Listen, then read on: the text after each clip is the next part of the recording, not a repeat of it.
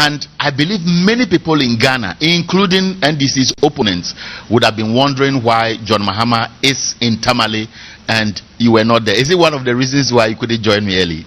No, talk to the microphone. It's important that I join the Regional Executives Council of Elders on behalf of the chiefs and people of Northern Region to give him a hearty welcome to Tamale, particularly because this is the beginning of his tour of Northern Region, his own region.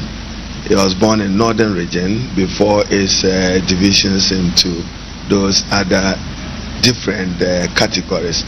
And he's at home and he's winning Northern Region overall, both parliamentary and presidential. And I needed to join the welcoming party. So apologies to you and many others who expected me to be as timely as I should be in respect of punctuality as a good value to grow with. So we just welcome him. We'll hit that running in the next 1 hour with a major visit to Cherpuni, which hitherto was an NDC constituency. It will come back to the NDC fold as an NDC constituency. But Cherpuni is in the northeast region. You can call it the region of Excellency John Dramani Mahamad's political opponent, Dr. Mahmoud Baumia. But I'm profoundly optimistic that Cherpuni, Yonyo will join Nalergo, Wale, Bunkrugu, and others to honor Excellency John Dramani Mahama to come and reset the economy and put our country on a better trajectory in terms of recovering it from all manner of bad governance, all manner of misrule, all manner of economic mismanagement. Ideally, our campaign message and tone should begin and end with Shewasitnam. Just look at the circumstance and your condition of life. Some will ask, and that is what informed the choice of my topic. Can the NDC rescue Northern Region for John Mahama? And what are the reasons? Win or rescue, it is not lost. We only shared 99 seats in the 2020 general elections, which was by far the best performance of the New Patriotic Party in Northern Region. I've shared my disappointment with the people of Northern Region, particularly our youth and men and women in Northern Region, that money did not work or influence voters in the Upper East Region. Money did not influence voters in the Upper West Region, and money should not influence voters in the Northern Region. We are beginning to identify several factors, but the most dominant is the use of money by the New Patriotic Party. They would extend the same stimuli into the 2024 election. Their hope is on fraud and money, irregularity, using the systems of the Electoral Commission. I pray not. And therefore, we think that our West performance for Excellency John Dramani Mahama in Northern Region should be a minimum of 14 seats. That's why I say West. You have to work towards winning every other seat in Northern Region, and President Mahama should win in all the 18 constituencies in Northern Region. That is possible, and I have said that the battleground must begin with Tamale, and the larger Tamale, whether it's Tamale South, Tamale North, Tamale Central, and Sanargo, must produce the lead verdict to carry the rest of the region along. I've been to many parts of the country. I've been to Binduri, which is in the Upper East Region that President Mahama lost, is recoverable. I've been to the Upper West Region, Lambose, Nandom area. I'm profoundly optimistic that we can recover those seats. Dr. Titus in Lambose is doing pretty well. Kuyira is coming up strongly. There were a few issues of NDC's own internal wrangling and disunity, which probably could affect the parliamentary, not the presidential, and that is also being resolved. So today is Cherpuni. After Cherpuni, the president would be in Zabzugu, and maybe you didn't know this. I traditionally am from the Zabzugu corridor of this region. My grandfather, the late Abuka Warubao Abosu, is one of the founding paramount chiefs of the Warubao traditional area. So I'm sure if I don't want to refer to as honorable, I can say Abalmaye in the Bani, and then I still could be honored with some royal title. So we need to win Zabzugu back. We need to get Sangule back. I was in Pandai last week to help our candidate in that particular area. And it's important that we appreciate that Excellency John Dramani Mahama has done something for this region. If you take what President Rawlings did, and I'm referring to the NDC legacy of a University for Development Studies, which has now multiplied into expanded focus in the Upper East and the Upper West region, that comes with a change, not only giving opportunity to young people for their training and development, their career skills training and others, which makes them employable. So part of the President Mahama initiative of a TVET is to enhance employability. What is it that you can equip young people with that makes them employable? So what will drive the John Dramani Mahama skills and training is emphasis on employability. And you've heard that President Mahama will roll out these digital entrepreneurs. He would do so in collaboration with Microsoft, so that young people with acumen in IT can be trained in data statistics and data related areas, in order that they can take advantage of what you call the business process outsourcing. This is not the first time. We've announced this as a government policy since 2012. So the digital entrepreneurs of Excellency John Dramani Mahama will add on to the creation of a new enterprise of job known as the digital entrepreneurs. In the northern region, we are largely an agrarian economy. Agriculture means a lot to us. So if you read through the NDC manifesto, major development of irrigation will be at the core of Excellency John Dramani Mahama's presidency, when he says that I will chair the Export Development Council as president, is to elevate it above minister, that he, the president, will accept responsibility to ensure that Ghana achieves a certain minimum level of export. I have always said that the Ghana's answer to sustaining and doing away with what I've often called the epileptic fall of the city in terms of its depreciation is to assure expanded exports. So President Mahama identifies that as a major problem.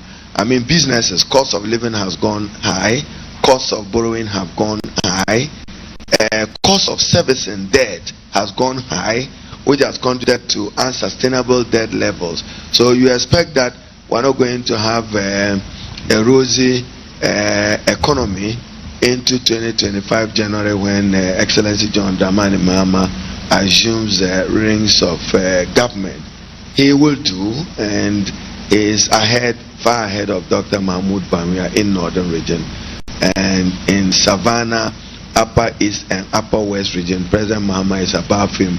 In Northeast region, the NDC may be suffering from its own internal wrangling, but not the rating or popularity of John Dramani Mahama. No, it's just about people's so you are very optimistic his track record pace, but his the development interventions he did. I mean, look at Tamale International Airport. This government is busy naming it, just like they are busy naming universities. You don't wait for somebody to create an institution and you come to put a plaque that have named it after somebody. Where is yours? So he has expanded access to tertiary education. And then I give you the concept of the Tamale International Airport.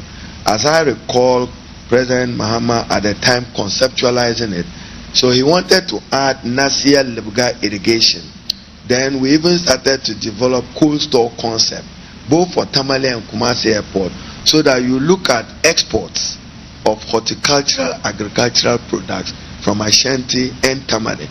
So it was not just about an airport to facilitate pilgrimage to Mecca. So the vision was bigger. Absolutely, even though it has served the Muslim Ummah and Muslim community well, that if you prepare TZ at 1 p.m. and try to fridge it well, you can as well eat it in Medina or Makkah on arrival after a 6-7 Now, this Muslim issue, to the NDC and President this Muslim issue that you major raised, intervention means a lot for those who want to perform one of the most important pillars of Islam, which is Hajj. If you have capacity, you are of good health and sound mind, you would be rewarded by Allah wa Ta'ala if you are able to visit the Kaaba. So that's significant for us. But related to its relationship with agriculture and the expanded export councils he wants to chair, he's also spoken about the 10 billion big push infrastructure project that will go into many areas. I mean, if you take northern region, for instance, part of the Bain, if you take from Napanduri, you turn from Nalego, and you drive on the road to Bunkurugu, be a happy person. If you took the road, even the road will be on today, from Yendi to Cherpune, it is not in a good state. From Cherpune to Gushegu is not in a good state. So many of these are matters that when he gets the opportunity to be president, we will constantly remind him to fix them and fix them as timely as possible. Cherpune Gushegu Road is not in a good state. And then when you take Yendi together with many of its surrounding areas, even including Gushegu, which also looks probably good. So overall, those of you who are interested in analyzing electoral statistics, you can do so, but cautiously. Excellency John Dramani Mahama and NDC have never lost Upper East and Upper West region, even Northern region. What we did was to share parliamentary, but overall presidential, President Mahama did very well. I do not see how the candidacy of Dr. Mahmoud Bawumia, with the excruciating hardship in the country, rising cost of living, problematic standards of living, and the deceitful politics. I mean, he certainly, many of the promises that he made did not have honor. I kept using this some 4 years ago, that probably Dr. Mahmoud Bawumia thought that our arrest the depreciation of the city. He thought it was as easy as stopping a trotro between Nasia and Wologo. No, I wanted to intervene. The answer lies in a visionary I wanted to intervene to ask this very important question, which is of concern to many Ghanaians. Dr. Mahamadou Bawumia says he comes from the Northern Belt, so John it's a face. Mahama also comes from But Northern. what I've observed, because I'm putting this question to you as a Muslim, I've noticed this religious politics that I think that emerging. it's important that we elevate our politics above religion. We need a candidate who is experienced, given the magnitude of our crisis and the problem, be it an economic crisis or a government crisis, and compared to John Dramani Mahama, Dr. Mahmoud doesn't come at all. No. In terms of experience, one will go with former vice president, former minister, former member of parliament. In terms of his understanding and appreciation of the issues, we certainly should be. Now, as an astute politician who entered this phase of Ghana's politics, a very young man, youth leader, having risen through the ranks in parliament, and then of course what you represent today, there's no doubt that you influence the youth. I've observed young men and women following politics with this high level of enthusiasm. What has changed the shift from 10 years ago to what we are seeing today? Their survival and future rest on good governance, and therefore they are now seeing that if you put the country in wrong hands, you regret it early. And you remember, even together with you in our early days struggle, there were those who kept saying that the term of the presidency in Ghana 4 years, and we kept warning them that if you got a bad president, 4 years will be longer than a decade. It's a bad person, bad president. So I think it's important that we understand that many of our young people must also begin to know that opportunity does not, and I repeat it, does not only reside in partisan politics. No, many of them should develop their skills. We still need IT engineers. We still need aeronautic engineers. We need people with chemistry and maths background. That's why Excellency John Dramani Mahama is emphasizing the STEM, science, and then mathematics and engineering should drive our future. When I was discussing the matter of employability, many of our universities are guilty of it. Even in Ghana, you dare question the universities. All of them are producing generic general academic trainees. That's not good enough for our country. We're not saying that the universities must produce to fit and suit the requirement of industry and commerce. No. But at least, what is our master plan as a country? What is our projected human resource development into the next 10 years? What category of labor would we require as a country? If you observe the world, you would come to only one irresistible conclusion, that institutions with science, engineering, and mathematics background, they hold the key to the future. So we have to find a way to de-emphasize the social sciences. And the investors, many of them must review their own pedagogy and mission, vision statement would have to be reviewed. I mean, take the Kwame Nkrumah University of Science and Technology, go to their blueprint. Are they doing what they sought out to do when the university was established? Go to the University of Cape Coast. Are they doing what it was established to do? Go to the University of Ghana. I think that we would need a national rethink and a reset of what our universities must be doing. One, to provide generic general academic training, and to provide to meet the needs of industry and commerce, and more importantly, so now, for the future. There is no doubt that opinion polls are suggesting that John Mahama comes across as the most favorable or favored candidate. But there are two critical issues. You started that with your preamble, the Electoral Commission. And it also brings to question what Parliament can do differently with less than 40 days or about 40 days left to this election, to ensure that this process is going to be free, fair, and meet the expectations of Ghanaians. Yes, Jean Mensah, the chairperson of the Electoral Commission, is yet to win the hearts of many, including me, that she is impartial, neutral, and will supervise the conduct of free, fair, and credible elections, given her history and given what she did in 2020. And I have said that someday in future, the truth of the 2020 presidential elections will be revealed by an IT wizard. We would know.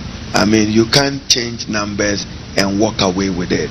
The results was changed, and there are three important things we need to do. One, the chairperson of the Electoral Commission and the Commission, yes, they are not subject to the direction and control of any individual, but the right to vote is such an important right. You saw us take care on Ghana card versus volunteer system, a guarantor system. We won because ultimately she would have been denying 500,000 Ghanaians a vote. Are you going to win, or is anybody going to win a presidential election with 500,000 votes margin? So you could not do injustice to that category of Ghanaians who must exercise the right to vote. As I speak to you, the Electoral Commission and Jean Mensah have not acquired. They have about 75,000 biometric devices that they acquired. And don't ask me where I get my information from. As minority leader, I largely shared presiding the meeting of all the independent constitutional bodies with then majority leader, and sometimes I chair. So all the information of Electoral Commission should be at my finger tips. If you have 75,000 biometric devices and you've expanded the number of electoral areas, we expect you to expand the number of biometric devices. And we also need to understand that with the Electoral Commission, you know, they will need this backup, what you use to charge your phones. How do you call it? Power banks. Power banks. We need. Now, even the batteries of the BVGs needs to be subjected to a technical test in order that we satisfy ourselves that we are not going to be told that batteries cannot function well, so move away from electronic to manual. That will be the precipice to the elections not being free and providing an opportunity for rigging. She has to look at that. I am aware that she has procured a few more biometric devices. The backup batteries insufficient. She's talking about 3,000, 4,000 against total devices of 75,000. But for the NDC too, I think it's important that we listen to ourselves. When I hear everybody, including you, say that they are going to rig, so now turn it as a responsibility onto yourself. What are you doing to avoid the rigging? Because the rigging will take place in a polling station and at a coalition center. And for me, I hope that I can say this, and I will respect. You see, sometimes we must share the burden of John and Mahama, presidential candidate, 275 constituency, hit on one person's head. So I'm saying that Tamale South, I, Haruna Iddrisu, I'm responsible for everything John Mahama, Haruna winning until the results are declared. Also go and take one constituency and take the burden of his head. Let this young man take another constituency, take the burden of his head. You too, with your resources, go and take another constituency. Then we demystify Ghana.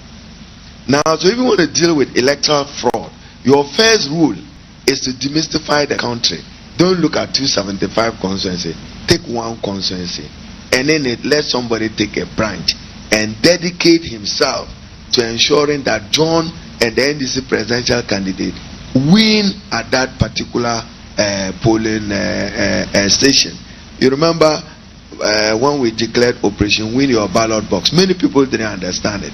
It means operationalize and contribute to the larger success using your dedicated polling station. Now, when results are declared, it is even, they are supposed to be pasted at where the counting took place. How many Ghanaians demand that? That when they count the vote at that electoral area, every man and woman in that area must know that after I voted after 5 p.m. counting, this was the outcome. So how come that when the number is changing at coalition, you won't know and you won't be able to protest? But it shifts an onerous responsibility onto the Electoral Commission. And this one, hear me well. Ghana, for purpose of election, is divided into constituencies. For purpose of administration, we are divided into regions and districts. When I hear people talk about regional and district coalition, it's a non-starter, because the country is not divided into districts or regions for the purpose of coalition. For somebody to tell you that regional coalition, what are you collating at regional? You are to collate constituency and polling station results. Period. You don't have any regional coalition. What is the region collating? Ghana is divided into electoral polling stations. Ghana is divided into electoral constituencies. So collate the results, aggregated mathematically on the basis of what you are collating, polling station by polling station, constituency by constituency. If you say you are doing regional declaration, I have no problem with you. Declaration. But coalition, no. Go back to CI 127 until it's amended. And I'm aware that it is not amended because no constitutional instrument have been introduced in Parliament yet. So we are going with CI 127, which is still on. So I think we should wrap it. Our time is up, but in 2 seconds before you go, what's happening in Parliament? Because we know the minority is pushing the speaker to come, and then we understand there are some urgent things to be done before you close. You see, what's urgent in Parliament? As far as I'm concerned, there's one important business for Parliament, and that is expenditure in lieu of appropriation. Because there is no government, there is no policy program to execute in 2025.